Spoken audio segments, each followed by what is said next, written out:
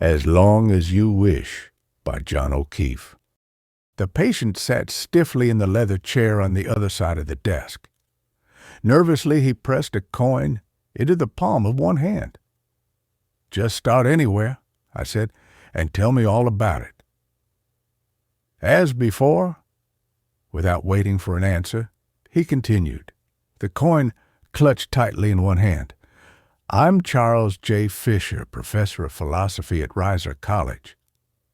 He looked at me quickly, or at least I was until recently. For a second, his face was boyish. "Professor of philosophy, that is?" I smiled and found that I was staring at the coin in his hand. He gave it to me. On one side, I read the words, "The statement on the other side of this coin is false." The patient watched me with an expressionless face. I turned over the coin. It was engraved with the words, "The statement on the other side of this coin is false." "That's not the problem," he said. "Not my problem. I had the coin made when I was an undergraduate. I enjoyed reading one side, turning it over, reading the other side, and so on. A fiendish enjoyment like boys planning where to put the tipped-over outhouse." I looked at the patient. He was 38, single, medium build, had an M.A. and Ph.D. from an Eastern university. I knew this and more from the folder on my desk. "8 months ago," he continued, "I read about the sphere found on Paney Island." He stopped, looking at me questioningly. "Yes, I know," I said. I opened my desk drawer, took out a clipping from the newspaper, and handed it to him. "That's it." I read the clipping before putting it back in the drawer. Manila, Sept. 24, INS. Archaeologists from University of California have discovered in earth fault of recent quake a sphere 2 feet in diameter of an unidentifiable material. Dr. Carl Schwartz, head of the group, said the sphere was returned to the university for study. He declined to answer questions on the cultural origin of the sphere. "There wasn't any more in the newspapers about it," he said. "I have a friend in California who got me the photographs." He looked at me intently. "You won't believe any of this." He pressed the coin into the palm of his hand. "You won't be able to."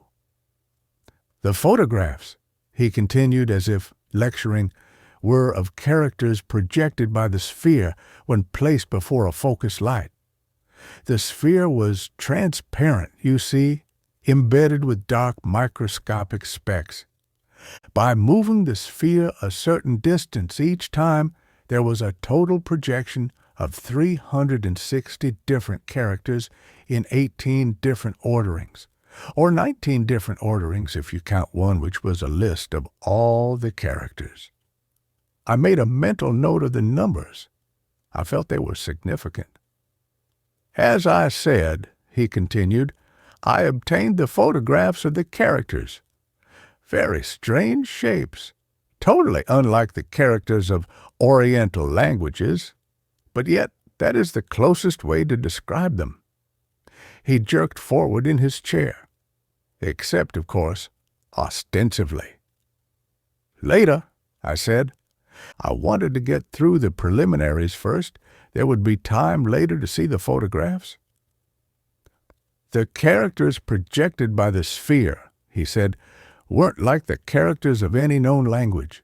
He paused dramatically. "There was reason to believe they had origin in an unknown culture, a culture more scientifically advanced than our own." "And the reasons for this supposition?" I asked. The material of the sphere. It could only be roughly classified as ferroplastic, totally unknown, amazing imperviousness. A synthetic material, hardly the product of a former culture. "From Mars," I said, smiling. There were all kinds of conjectures, but of course the important thing was to see if the projection of characters was a message. The message, if any, would mean more than any conjecture. You translated it? He polished the coin on his jacket. You won't dare believe it, he said sharply. He cleared his throat and stiffened into a more rigid posture. It wasn't exactly translation. You see, to us, none of the characters had designation. They were just characters. So it was a problem of decoding? I asked. As it turned out, no. Decoding is dependent on knowledge of language characteristics of known languages. Decoding was tried, but without success. No, what we had to find was a key to the language. You mean like the rune stone? More or less. In principle, we needed a picture of a cow and a sign of meaning indicating one of the characters. For me, there was no possibility of finding similarities between the characters and characters of other languages that would require tremendous linguistic knowledge and library facilities, nor could I use a decoding approach that would require special knowledge of techniques and access to electronic computers and other mechanical aids. No, I had to work on the assumption that the key to the sphere was implicit in the sphere. You hoped to find the key to the language in the language itself? Exactly. You know, of course, some languages do have an implicit key. For example, hieroglyphics or picture language. The word for cow is a picture of a cow. He looked at the toes of his shoes.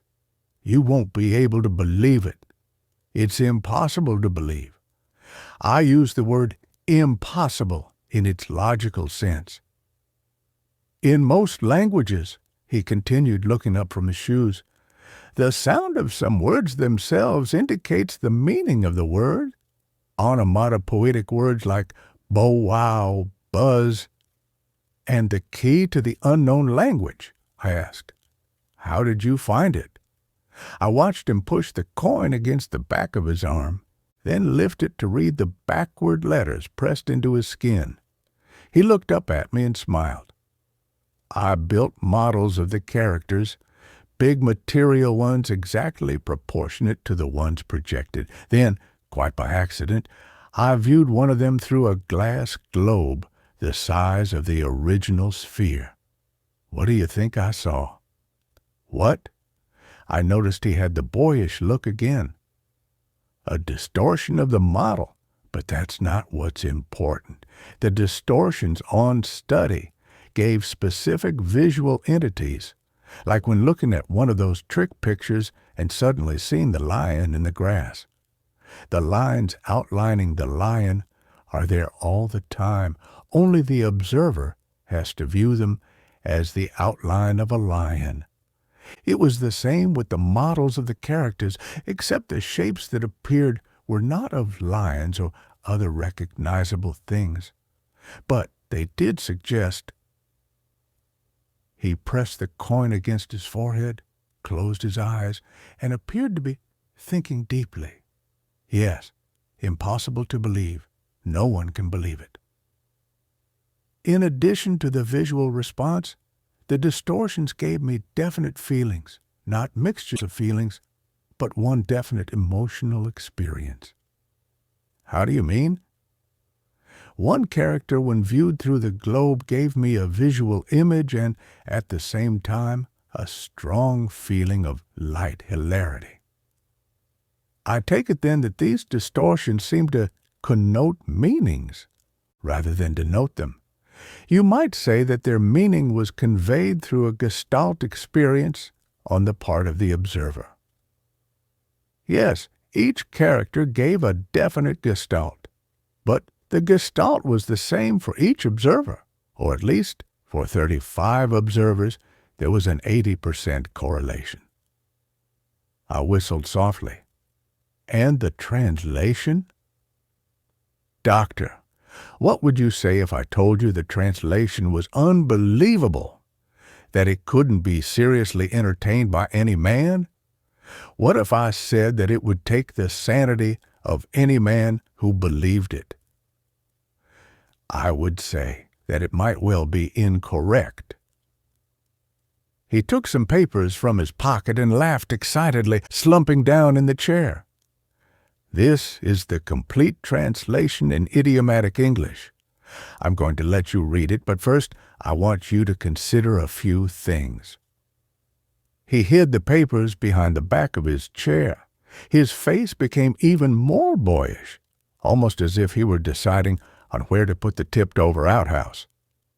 Consider first, Doctor, that there was a total projection of 360 different characters, the same number as the number of degrees in a circle.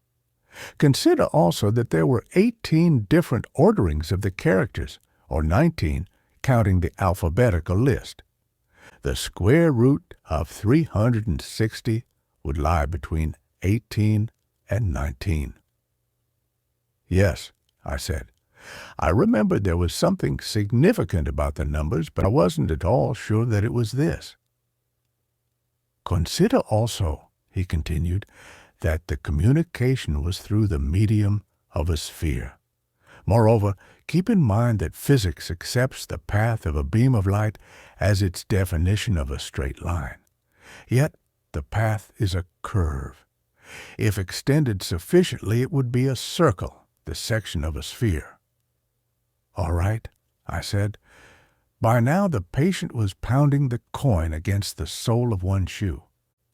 And, he said, keep in mind that in some sense time can be thought of as another dimension. He suddenly thrust the papers at me and sat back in the chair. I picked up the translation and began reading. The patient sat stiffly in the leather chair on the other side of the desk. Nervously, he pressed a coin into the palm of one hand. "Just start anywhere," I said, "and tell me all about it."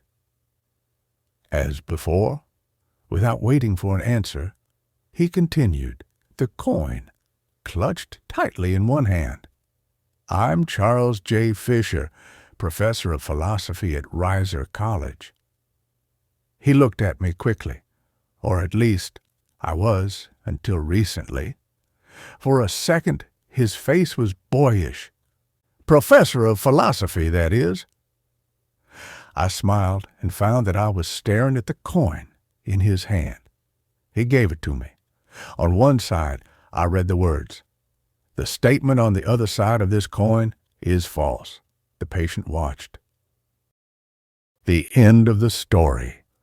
Check out other audiobook playlists in the channel. Thank you.